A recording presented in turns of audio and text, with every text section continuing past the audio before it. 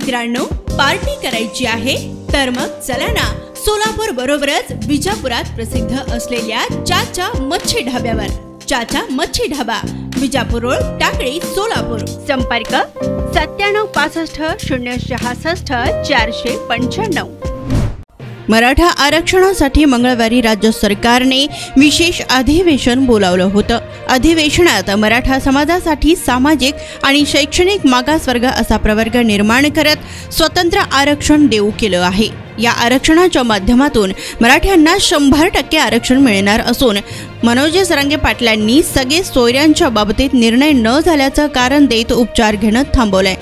10 फेब्रुवारीपासून मनोज जरांगे पाटील यांनी उपोषण सुरू केलेलं असून त्यांची मुख्य मागणी ही स्वतंत्र आरक्षणाची नसून सगळे सोयऱ्यांच्या अधिसूचनेची अंमलबजावणी करण्याची आहे।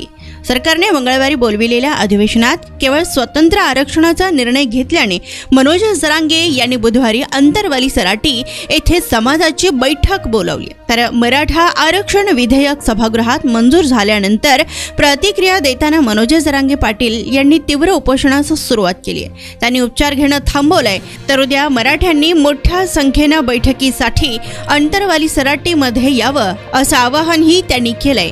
यावेळी जरांगे म्हणाले की आज मंजूर झालेला कायदा गोरगरीब मराठ्यांमुळे मंजूर झालाय।